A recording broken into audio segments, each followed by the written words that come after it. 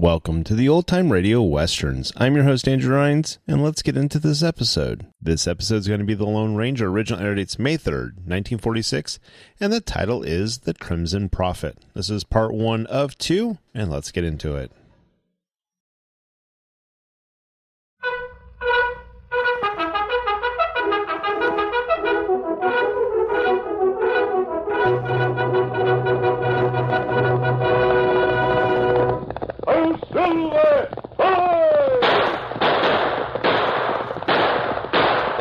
A fiery horse with the speed of light, a cloud of dust, and a hearty hi-yo, Silver, the Lone Ranger.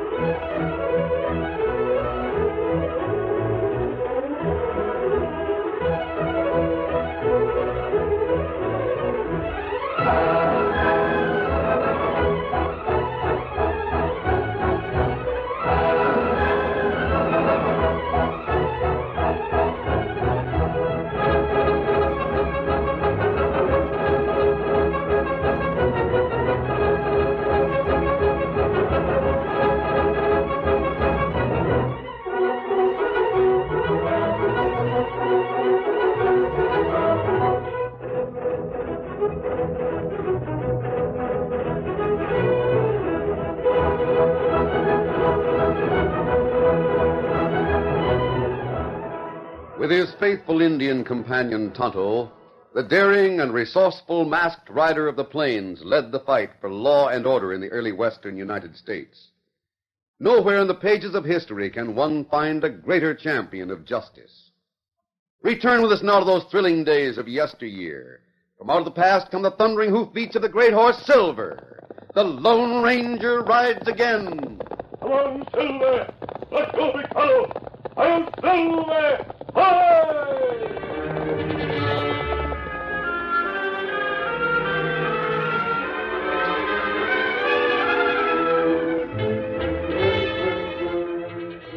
Border City was represented by a few stores, a cafe, and a two-story hotel. A tall man and an Indian reined up and dismounted at the hitch rail in front of the hotel. Wait right there, Tonto. The hotel was run down, badly in need of repair. The porch was without the customary row of chairs to accommodate visitors and townspeople. The tall man entered a dingy hall and crossed a threadbare carpet to the hotel desk. A slender girl whose eyes wore a nervous and almost haunted expression nodded without smiling. Yes? I'd like a room with 2 beds. I think all the rooms are taken. I was told to ask for number 7. Oh. Who told you to ask for 7? The girl who wrote a letter to the Padre. Her name is Nita Deming. You must have proof that the letter reached the Padre. That you came from him. I must know the letter didn't fall into wrong hands. Would a bullet be proof enough? A silver bullet? Then you are the one. Thank goodness. But I expected a masked man? Yes. I'm wearing a disguise that's as effective as a mask. I'm Nita Deming. I can't talk now. Uncle Jason is watching. You're afraid of him? Desperately. He's coming over. We're full up, stranger. No rooms to rent. Uncle Jason, I'll take charge, Nita. You go see about my supper. I'm getting hungry. But number 7 is vacant. I just told Mr. Smith that he might have it. You what? You should keep informed on your vacancies. A mistake like that might prove inconvenient. What do you mean? Well, the owner of the hotel in Red Bluff was absent-minded. Government agents became curious when he had vacant rooms that he refused to rent to strangers. They thought he was running a hideout for thieves or smugglers. You see here, Oh, don't misunderstand me. The man at Red Bluff was perfectly honest. But he had an unpleasant few days while he was being investigated.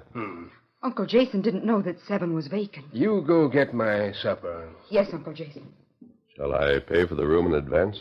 Yeah. My friend will be with me. $10, including stabling for your horses. I don't serve meals. You can eat next door at the cafe. Sign right there in the book. Sure. I didn't know number 7 was vacant. Can't keep track of everything around a place like this. So much to do from one minute to the next. That girl needed a lot of courage to speak up as she did, Tonto. Not right. Jason didn't want us here, and she knew it. Jason looked like plenty bad feller. He's a bad man to defy. He didn't want us to suspect anything. That's the only reason he let us have this room. What you think going on in this hotel? I don't know, Tonto. Girl not saying letter to Padre? Well, I didn't see the letter. The Padre told me we'd learn everything when we got here. Oh. Nita will probably get in touch with us as soon as she can. I think we should... What's that? Sounded like a tap on the window. There. Another. Let's take a look. Dark outside. Can't see anyone. Plenty strange. Someone might be tossing pebbles. Stand to one side, Tonto. Get out of a direct line and open the window. See anyone? No, Just a minute. Here we are. What's that? String dropped from above with a cartridge tied to the end. This is the cartridge I gave Nita. She swing that against window. Might be a note here. Hold the string while I untie this paper. Maybe a girl in window right above. Probably. This may answer a few questions. What note say? She wants to know if I can climb a rope to her window. If so, she'll lower the rope fire escape. Give that string 2 tugs, Tonto. That's the signal. Yeah. I wonder where Jason is. Maybe him in bed. Not unless he retires mighty early. It's only about 9 o'clock. Better put the light out. He fix it. Yeah. Here comes the rope. You stay right at this window and hold the lower end. Be easier to climb. You try a rope. Make sure it's plenty firm. As soon as this mask is on, I'll be ready. You wear a mask now? Yes, if anyone sees me, I don't want to be identified as a man in room 7. There. Careful. Boots make plenty noise. If you see or hear anyone, signal me. Hand over hand, with the ease and skill of a trained athlete, the masked man ascended the heavy rope. He reached the window of the room directly over number 7, grasped the windowsill, and drew himself up. In a moment, he was seated on the window where he could watch the open area behind the hotel and the slender girl whose trembling hand rested on his arm. You've put your mask on. Yes, Nita. Something has to be done. Not for me, but for a lot of people south of the border. Oh? It's the little town where the Padre used to live. I couldn't turn to the law here. I didn't know what to do. Get a turn for help. So you wrote to the Padre?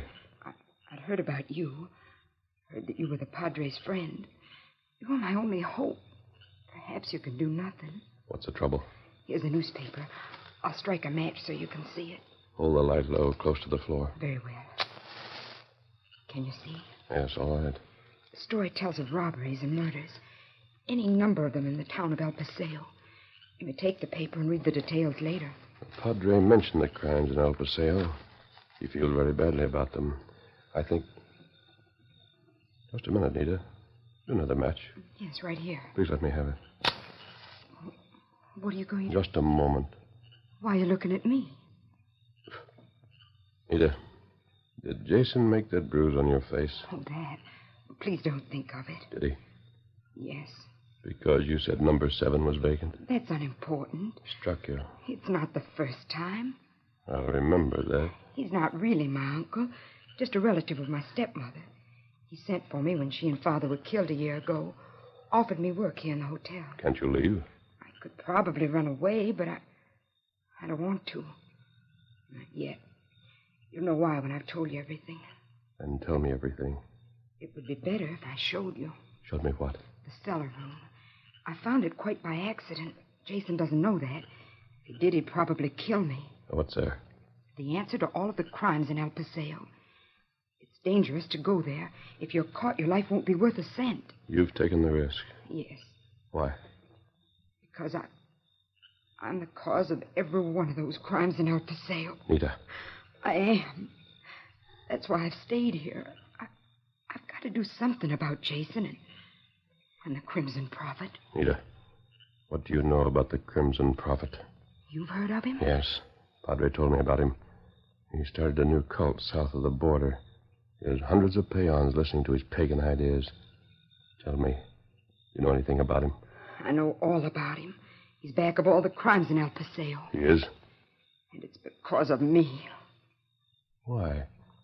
What have you to do with the Crimson Prophet? It's my ring. A ring made by my father that made the Crimson Prophet what he is. You'll know more when you've seen what's in the cellar of his hotel. Shall we start? You ready? Yes. I'll go down the rope and meet you wherever you say. I'll have to go down the rope with you. Oh, why? Jason has a heavy padlock on the door. He locks me in each night. He doesn't know that I can climb a rope. I'll go first. Tonto's holding the rope steady at the window below. I'll meet you on the ground beneath your window.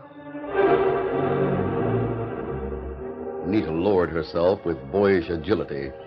On the ground, shrouded by darkness, she was joined by Tonto and the Lone Ranger. Oh, how do we reach the cellar from here? Stairs go down from Jason's room, but we'll use the tunnel. Tunnel, huh? The entrance to the tunnel is in a tool shed near the stable. It's over this way. Come on, Tonto. Nita, you spoke of a ring. Yes, the ring my father made. Oh, what about it? My father was a chemist. He knew a lot about science, but mainly chemistry. Yes? He was experimenting with moss and potash and a number of other things. He made a compound that had magical properties. But what has that to do with the ring? He used some of that compound to make a ring. I know it seems unbelievable, but believe me, that ring was like magic. It was? Yes, I suppose it wouldn't seem so to a scientist, but poor, uneducated peons, like most of the people who follow the Crimson Prophet, would be impressed. They'd think the ring had supernatural powers. And the Crimson Prophet is using that ring? Yes. How did he know about it? I'm to blame for that. How? Soon after I came here, I took some cakes and fruits to a little Mexican boy who was ill. To amuse him, I showed him the ring and how it worked. I didn't realize how superstitious some of the people around here are. I see. The boy and his father were frightened. The father went to Jason and told him that I was in league with the evil one. I showed Jason the ring and explained it to him. He took it away from me. Said he didn't want me to frighten other people in Border City. I believed him until... Here's the tool shed. You believed Jason until, what? Until one night. I found this secret entrance to the tunnel, went through the tunnel to the cellar. There I saw Jason and 2 other men. Oh, and a lot more. I saw the things that you're about to see. And I heard enough to convince me that Jason had given my ring to someone who used it to establish a cult in El Paseo. The cult of the Crimson Prophet. I see. This door isn't locked. No. Come in and close the door. Right. Oh, we've got to have a light here. You'd better be sure the door's closed tightly. Very well. Me fix it. There. Shall I strike a match? I have one right here. Good. Walls all look plenty solid. The walls are solid, but there's a wooden floor and a trap door beneath this gravel. Brush away the gravel in that corner. Be as quiet as possible, Tonto. How did you find this? I rebelled at being locked in my room. Yes? I used the rope to get out so I might walk in the moonlight. One night I saw someone coming toward the stable.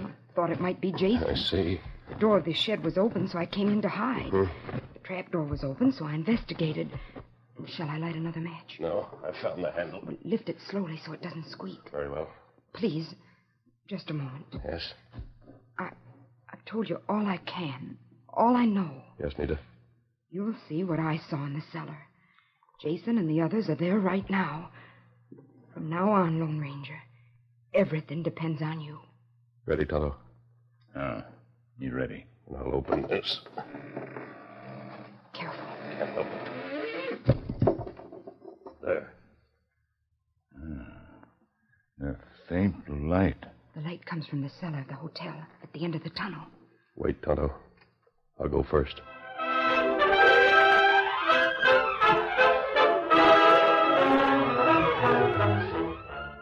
The curtain falls on the first act of our Lone Ranger story. Before the next exciting scenes, please permit us to pause for just a few moments.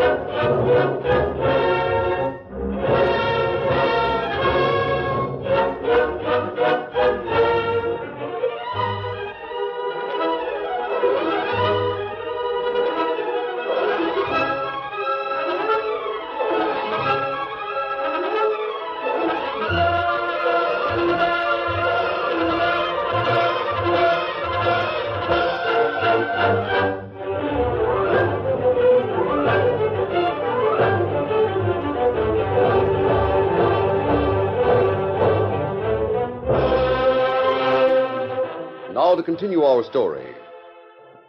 Soundlessly, the Lone Ranger and Tonto descended stairs to the dirt floor of the tunnel. Ahead, they saw light slanting through the partly open door of a room in the storm cellar beneath the hotel. In this room, Jason stood before a wide table, upon which a glittering array of gold and silver jewelry, much of it set with precious stones, lay spread out.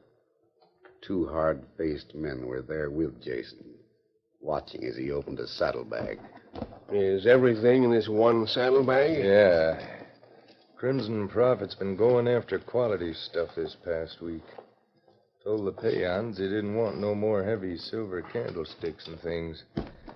Told him to bring in gold and jewelry. Even so, there doesn't seem to be much in this saddlebag. You should be satisfied if there was nothing in it. Look at all the stuff you already got here. I'll open this and see what's Jason, you should see the way Kerrigan plays his part as a Crimson Prophet. Cardigan should do all right. Used to be an actor. And he's putting on a great act down there in the cave.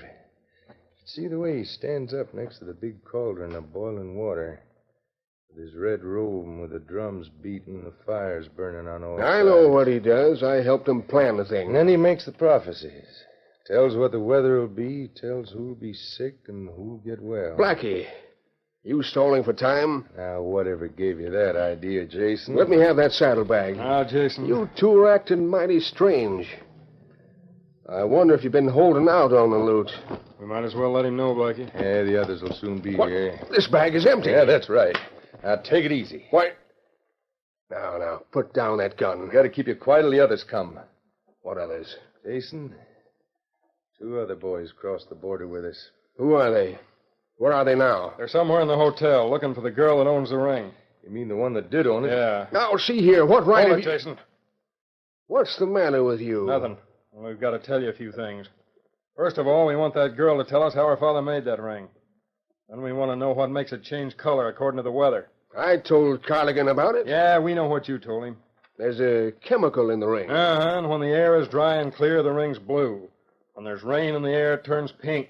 Just like when the prophet passes it near the boiling kettle. We want to know more than that. The girl can't tell you. We'll find that out for ourselves.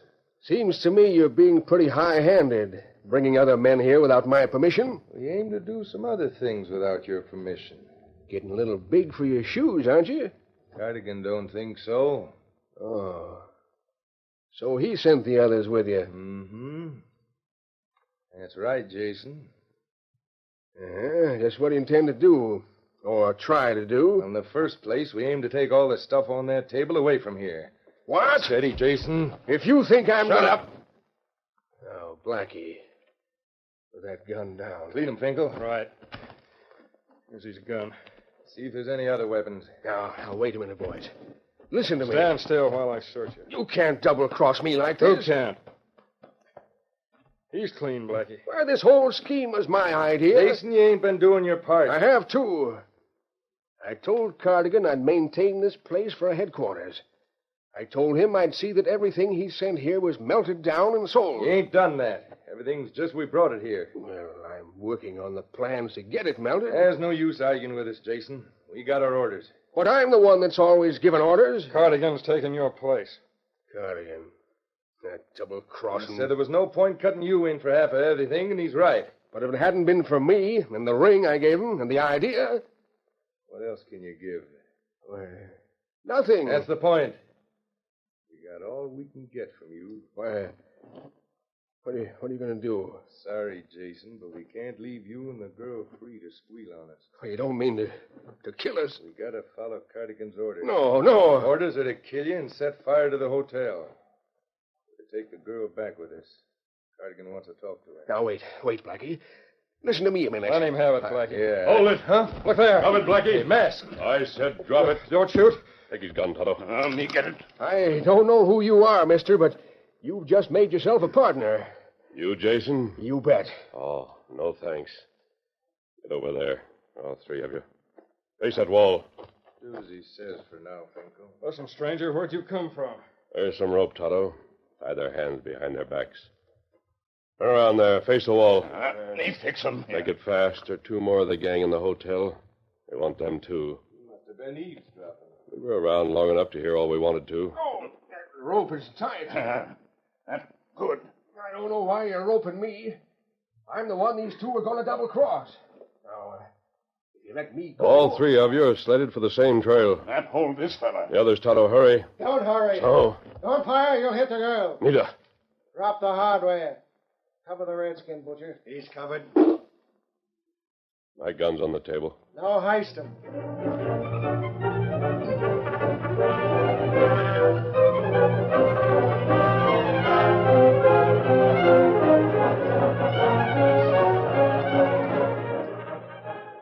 The Lone Ranger knew that he had never been closer to death. He knew that 4 of the men in the room were killers. They'd come to the hotel for the express purpose of killing Jason and capturing Nita Deming. They'd refrained from shooting momentarily only because of their obvious desire to ask questions. The masked man was quick to grasp the situation. He had acted instinctively in dropping his gun to the table instead of to the floor. Split seconds might be saved in bringing the weapon into play if he had a chance to act. He saw that Tonto was closely watched, that Nita was gagged, and Jason tightly lashed to a nearby seat. One of the men snatched the Lone Ranger's second gun from its holster and dropped it on the table beside the other.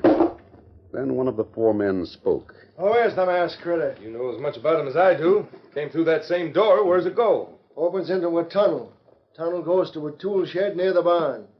You can take the gag off the girl now, Butcher. Right. How'd you find the place? We went to the girl's room, busted the lock, and found the room empty. The rope fire escape dangling out of the window. Oh. We went out the window, and Butcher saw someone near the tool shed. We snuck up and got the girl. Inside, there was a trap door that brought us here. There's a gag. Oh, I'm sorry. Nita, have they hurt you? No, but they've captured you, and it's all my fault. Who is this masked man? Well, I'm registered by the name of Smith in room 7 of this hotel. Oh, you are, eh? So you're Smith. What about that, Jason? How's it happen you let someone get into the hotel? I couldn't help it. Couldn't help it. Oh! You needn't slap me when I'm tired. How's it feel to be slapped, Jason? How do you like it? What about Jason, Blackie? Should we leave him roped? Yeah, you can also tie the masked man, the Indian. Tie the girl, too, while you're at it. Why not shoot him and let it go at that? Yeah, Blackie, we don't have much time. We're doing El Paseo at midnight. I know that. The prophet wants us there for a big meeting. We'll be there. First, I want some information. These critters know about our plans. There might be others that know. That's so. We better rope him like Blackie said. Now, wait a minute. First, I want to see this man's face. Take that mask off. You want it off, Blackie? You take it off. All right. I can do that. Blackie, don't get too close to him. If he's fast enough, he You're right. Hey, Hey, look out! Let me go! Hey, boy! you fool! One side, Blackie. Let me get a shot at him. Here, you take him. Look out! Follow up, Tonto. Here, Butcher. Hey, Sneed! Oh, I'll show you. Try it. behind you. You got him? Finkel's got his gun. Oh, I'll kill you for this. Hold it, Sneed. You too, Finkel. Watch that one, Tonto. He's trying to sit up. Maybe not hit him hard enough first time. Oh! That's better, Tonto. Oh, you were wonderful. Here, Anita, take one of my guns and help us watch them. Have to bandage those wounds on Sneed and Finkel. You may think you got the whip hand now. Let me see your arm. Don't bother. They've got to patch you up before we leave. Untie me. Let me help handle these double-crossing skunks. I'll deal with them so's you won't have to bandage no wounds. You've done your last dealing, Jason. Well, Nita, honey, tell them I'm your uncle. Tell them that I I'm told them all about you. We're going to leave the 5 of you right here while we cross the border to attend the Prophet's meeting at midnight. Fix those ropes so they won't get loose, Tonto. Well, you fix them.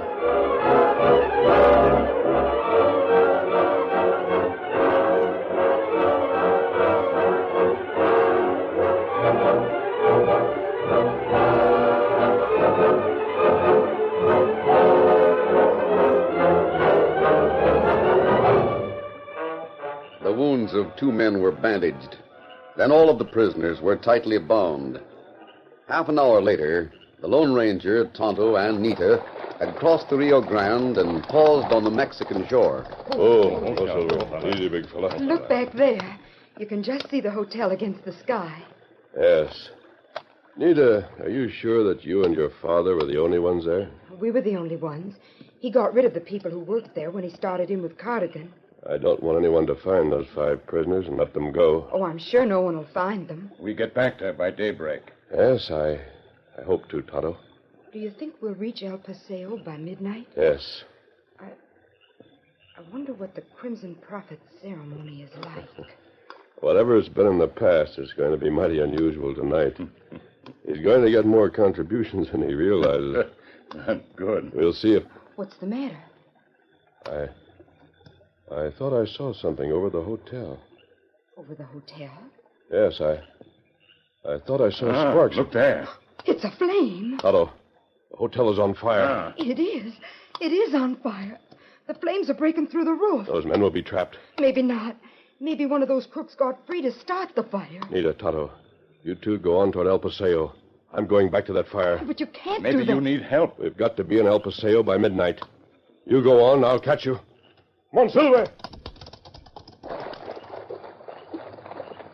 I'll Silver! Hi!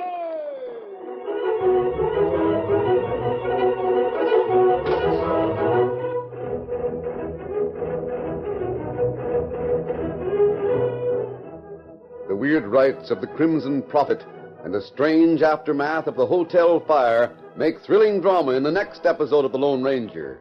Be sure to listen.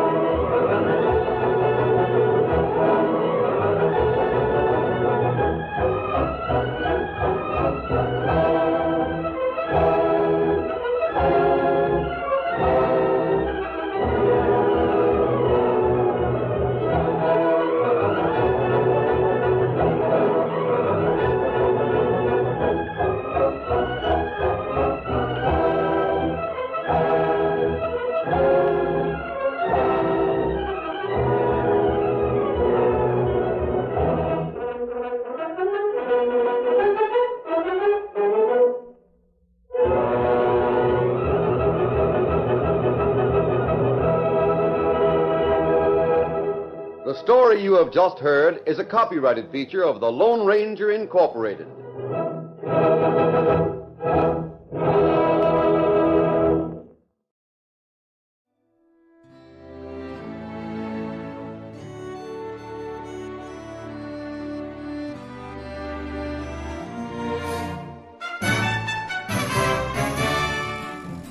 This has been a presentation of OTRWesterns.com, and we hope you enjoyed. Please take some time to like and rate our shows in your favorite podcast application. Follow us on Facebook by going to OTRWesterns.com/Facebook. Subscribe to our YouTube channel by going to OTRWesterns.com/YouTube. And send us an email, podcast@OTRWesterns.com. You can call and leave us a voicemail, 707-986-8739. This episode is copyright under the Attribution Non-Commercial Share Alike Copyright. For more information, go to OTRWesterns.com/copyright. Have a great day, and thanks for listening.